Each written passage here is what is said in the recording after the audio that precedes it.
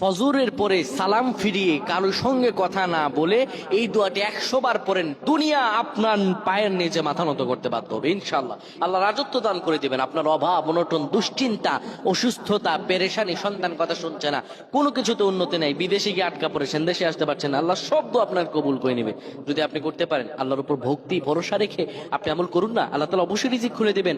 আল্লাহ তার আল্লাহু খায়রুর রাজিকিন, আল্লাহ হচ্ছে উত্তম রিজিক দাতা, আল্লাহ আপনার তো অবশ্যই কবুল করবেন। আল্লাহ বলেছেন উদউনি আস্তাজিব লাকুম, আমার কাছে চাও আমি দিয়ে দিব। এই কথাগুলো তোমরা শেয়ার করে দিবা, ফ্যামিলি সবার কাছে শেয়ার করবা। তুমি আমল না করো সওয়াব পাবা যদি তোমার একটা কথা অন্য কেউ শুনে আমল করে। আমার প্রায় ভাইরা, ফজর নামাজের পরে নবীজি কখনো এই আমলটা ছেড়ে দিতেন না। কেউ যদি ফজর নামাজের পরে পরে সুবহানাল্লাহি ওয়া বিহামদিহি সুবহানাল্লাহিল আযীম 100 বার যদি কেউ পড়তে পারে, কারো সঙ্গে কথা না বলে 100 বার পড়ার কারণে আমার আল্লাহ রব্বুল আলামিন তাকে রিজিকে বরকত দিবেন, তার হায়াতে বরকত দিবেন, তার মন শান্তিতে বরকত দিবেন। আল্লাহ রব্বুল আলামিন তাকে এত পরিমাণে দয়া করবেন ওই ব্যক্তি কোনোদিনও কল্পনা করতে পারে না। সুবহানাল্লাহ।